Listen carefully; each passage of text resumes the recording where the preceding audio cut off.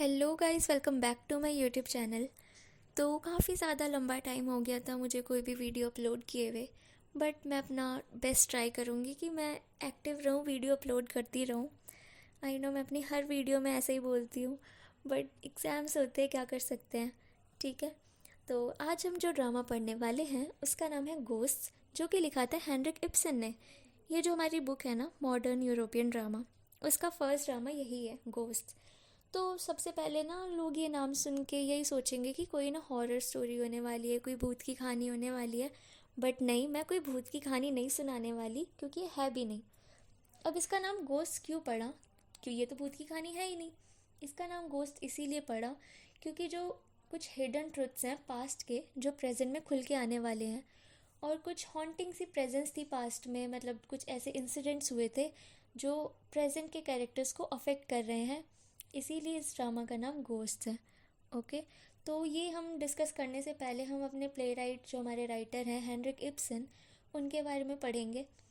Exam time पे ना सबसे ज़्यादा इम्पॉर्टेंट होता है, सबसे बड़ा प्लस पॉइंट होता है आपके लिए कि आप अपने पोएट जो हैं, पोएम अगर पढ़ रहे हो तो उसके पोएट के बारे में और ऑथर के बारे में, ड्रामेटिस्ट के बारे में आप लिख लो। ठीक है। अ, होता है ना, आपको थोड़ा पेज ज़्यादा करके लिखना होता है, तो इसीलिए आपके लिए प्लस पॉइंट है। और अगर आप कोई स्टोरी पढ़ रहे हो, कोई ड्रामा पढ़ रहे हो, तो आपको पता होना चाहिए, लिटरेचर के स्टूडेंट हो, बेसिक नॉलेज होनी चाहिए हमें राइटर के बारे में। तो हम स्टार्ट करते हैं अपने ऑथर के बारे में। हाँ, और एक और चीज़, मतलब मैं थोड़ा ना कभी कभी फास्ट बोलती हूँ, कभी स्लो बोलती हूँ। तो आपके यूट्यूब में ना सेटिंग्स का ऑप्शन होगा, वहाँ पे आप अपनी स्पीड एडजस्ट कर सकते हो। अगर आपको लगे कि मैं थोड़ा स्लो बोल रही हूँ तो आप फास्ट कर लेना, आपका टाइम भी वेस्ट नहीं होगा। तो हेनरिक इब्सन 19th सेंचुरी के बहुत फेमस ड्रामेटिस्ट थे, और इनका एक प्ले भी था, अ डॉल्स हाउस। ये इतना ज़्यादा फेमस था कि इस प्ले को 2006 में सबसे ज़्यादा बार परफॉर्म किया गया था। हेनरिक इब्सन 20 मार्च 1828 में नॉर्वे के एक छोटे से टाउन स्कीन में पैदा हुए थे। स्टार्टिंग में इब्सन फैमिली काफ़ी अच्छी वेल्दी लाइफ जी रही थी, बट जब हेनरिक 7 साल के हुए, उनके पापा का बिजनेस फेल हो गया और उन लोगों को फाइनेंशियल क्राइसिस का सामना करना पड़ा। फिर इनकी फैमिली कंट्री साइड के एक छोटे से घर में जाकर शिफ्ट हो गई, और इन सब का इम्पैक्ट इब्सन के थॉट्स और फ्यूचर राइटिंग्स पर पड़ा। बचपन में इब्सन जो थे वो बहुत ज़्यादा शाय और इंट्रोवर्ट नेचर के थे, पर बड़े होने के बाद उन्होंने अपने चाइल्डहुड को बहुत ज़्यादा लोनली डिस्क्राइब किया है। और फाइनेंशियल ट्रबल की वजह से इब्सन ने घर छोड़ दिया और ग्रिमस्टेड में जाकर शिफ्ट हो गए। इब्सन 6 साल ग्रिमस्टेड में रहे। उन्होंने वहीं रहकर यूनिवर्सिटी के एंट्रेंस एग्ज़ाम के लिए भी पढ़ाई की, और वही टाइम था जब उनका इंटरेस्ट लिटरेचर में, थिएटर में और हिस्ट्री में डेवलप हो गया। इन्होंने प्ले लिखना भी स्टार्ट कर ही दिया था। और जो वो यूनिवर्सिटी के एग्ज़ाम्स दे रहे थे ना, इनिशियली वो उन सब में फ़ेल होते जा रहे थे। इन्होंने कभी भी अपनी फॉर्मल एजुकेशन कंप्लीट ही नहीं की। 1850 में इब्सन क्रिस्टानिया शिफ्ट हो गए और अपना करियर आर्ट्स में बनाया। उधर उन्होंने बनाना शुरू किया अपना करियर आर्ट्स में। इनका फर्स्ट प्ले कैथलीन भी इसी साल पब्लिश हुआ था, और इस प्ले से ना उनको मतलब थोड़ी अटेंशन मिली थी लोगों से, लोगों ने पढ़ा था। और इब्सन न्यूज़पेपर के लिए लिखते थे और भी साइड जॉब्स करते थे अपने आप को फाइनेंशियल स्टेबल करने के लिए। और फाइनली उनको जब थिएटर डायरेक्टर की जॉब मिली नॉर्वेजियन थिएटर में, तब जाके उन्हें फाइनेंशियल स्टेबिलिटी मिली। फिर 1858 में इब्सन ने सुज़ैना थॉरेसन से शादी कर ली। सुज़ैना भी एक फेमस राइटर की बेटी थी। 1859 में इनका एक बेटा हुआ जिसका नाम सिगर्ड इब्सन था। उन्होंने अपनी आगे की लाइफ अपने करियर को डेडिकेट कर दी। जो हमारे हेनरिक थे, उन्होंने अपनी लाइफ को ना मतलब पूरी तरीके से उसको समर्पित कर दिया, अपने करियर को समर्पित कर दिया। वो अपना फैमिली को ज़्यादा टाइम नहीं देते थे, वो ज़्यादा टाइम अपने करियर में, अपनी राइटिंग्स को, इन सब को देते थे। फिर 1900 से इनकी तबीयत ख़राब रहने लग गई और इनकी बॉडी पार्शियली पैरालाइज हो गई, जिसकी वजह से इन्होंने लिखना ही बंद कर दिया। और पब्लिक अपीयरेंस जो थी इनकी, वो भी बहुत ज़्यादा रेयर हो गई थी। लोगों को दिखते ही नहीं थे, वो बाहर ही नहीं आते थे। इनकी तबीयत बहुत ख़राब रहने लग गई और सुज़ैना ने इनकी बहुत ज़्यादा केयर की। और 6 साल बाद 23 मई 1906 में इनकी डेथ हो गई। तो जो ये हमारा प्ले है, ये 3 एक्ट्स में डिवाइड किया गया है। और जैसे कि आपको पता ही है कि जो हमारा फर्स्ट एक्ट होता है किसी भी ड्रामा का, वो प्ले के कैरेक्टर्स, सेंट्रल थीम और कॉन्फ्लिक्ट्स के बारे में बताता है। ओके, इस प्ले की एक कैरेक्टर है मिसेस एल्विंग। मिसेस एल्विंग तैयारी कर रही हैं ऑर्फनेज के ओपनिंग की। ये ऑर्फनेज उन्होंने अपने लेट हस्बैंड कैप्टन एल्विंग की याद में बनवाया है, जिसकी ओपनिंग नेक्स्ट डे है, यानी कल है। और कल क्या है, उनकी डेथ एनिवर्सरी है, 10th डेथ एनिवर्सरी है, जिसका मतलब है कैप्टन एल्विंग को मरे हुए 10 साल हो चुके हैं। प्ले स्टार्ट कैसे होता है? प्ले की ओपनिंग होती है रजाइना एंगस्ट्रैंड और जेकॉब एंगस्ट्रैंड की कॉन्वर्सेशन से। रजाइना जेकॉब की बेटी हैं और मिसेस एल्विंग की मेड है। जेकॉब कारपेंटर का काम करते हैं और वो ऑर्फनेज भी बनवा रहे हैं। अब ऑर्फनेज का काम ख़त्म हो चुका है, इसीलिए वो अपनी बेटी रजाइना के पास आए हैं उसको वापस ले जाने अपने टाउन, जहाँ वो अपना एक होटल खोलने वाले हैं। तो जेकॉब रजाइना को कन्विंस कर ही रहे हैं कि वो मेड का काम छोड़ के उसके साथ चले और उसके काम में हेल्प करवाए। रजाइना जाने से बिल्कुल मना कर देती है और कहती है कि वो मिसेस एल्विंग के घर ही रहेंगी और काम करेंगी, क्योंकि उनको ऐसा लगता है कि मिसेस एल्विंग उनको फैमिली मेम्बर की तरह ट्रीट करती हैं और वो यहाँ अच्छी लाइफ जी सकती हैं। कहने को तो ऑर्फनेज एक चैरिटेबल इंस्टीट्यूशन है, बट मिसेस एल्विंग के लिए ऑर्फनेज एक जरिया है जिससे वो अपने हस्बैंड के करप्टेड मनी, जो काली कमाई है और जो उसकी वेल्थ है, उससे छुटकारा पा सकें। क्योंकि उसने वो पैसे कोई बहुत अच्छा काम करके नहीं कमाए थे, इसलिए वो उससे छुटकारा पाना चाहती है कुछ अच्छा काम करके।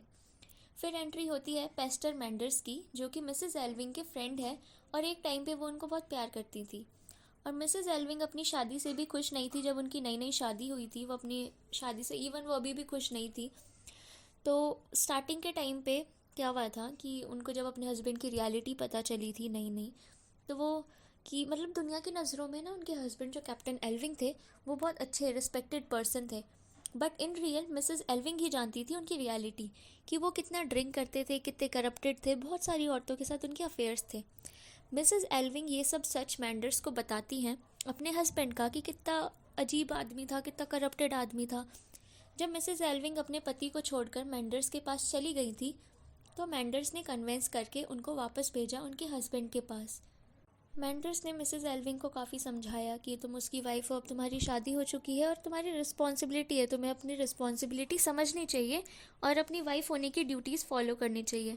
मिसेस एल्विंग की खुद की कोई चॉइस थी ही नहीं। ये दिखा रहे हैं हमें कि लाइक सोसाइटी का कितना ज़्यादा प्रभाव है लोगों के ऊपर, कि लाइक उनकी खुद की चॉइस मैटर ही नहीं करती, उनका फ्रीडम है ही नहीं कुछ। सोसाइटी के डर से खुद को एडजस्ट करना पड़ा उन्हें, अपने हस्बैंड के पास वापस जाना पड़ा। फिर उसके बाद वापस से मिसेस एल्विंग और मैंडर्स की कॉन्वर्सेशन दिखाई गई है कि ये दोनों की आपस में कुछ इंश्योरेंस को लेके बात चल रही थी, ऑर्फनेज के इंश्योरेंस को लेके। फिर उसके बाद कैप्टन एल्विंग और मिसेस एल्विंग का एक बेटा भी था, ऑसवेल्ड एल्विंग। जब वो छोटा था तो मिसेस एल्विंग ने उसको उसके पापा से दूर अब्रॉड पेरिस भेज दिया था, ताकि उस पर उनका कोई इम्पेक्ट ना पड़े और वो अपने पापा जैसा ना बन जाए। अब ऑसवर्ल्ड अपनी मदर के पास वापस आ रहा है और ऑसवर्ल्ड अब आर्टिस्ट बन चुका है। जब मैंडर्स और मिसेस एल्विंग आपस में बात कर रहे थे, तब ऑसवर्ल्ड आता है, दोनों को ग्रीट करता है। मैंडर्स उसको काफ़ी देर तक देखता ही रह जाता है, क्योंकि काफ़ी सालों बाद वो ऑसवर्ल्ड को देख रहा है। मिसेस एल्विंग एक्सप्लेन करती हैं कि ऑसवर्ल्ड को ये बात अभी भी खटकती है जो मैंडर्स ने उनको बचपन में बोली थी, जज किया था। जब ऑसवर्ड ने बोला ना कि वो आर्टिस्ट बनना चाहता है, तो मैंडर्स ने अपोज किया, जज किया उनको, तो वो चीज़ ना ऑसवर्ड को अभी भी खटकती है। मैंडर्स फिर अपनी सफाई देता है कि ऐसा कुछ नहीं है, अब मेरे थॉट्स चेंज हो गए हैं उस चीज़ को लेके। अब उनकी जो ये सोच है ना कि मतलब आर्टिस्ट इमोरल होते हैं, वो सोच उनकी बदल चुकी है। ऑसवर्ड बोलता है कि जो इसके आर्टिस्ट फ्रेंड हैं वो बहुत अच्छे हैं, लविंग फैमिली है उनकी, उनके पास शादी करने के पैसे नहीं हैं, फिर भी वो लोग आपस में बहुत खुश हैं।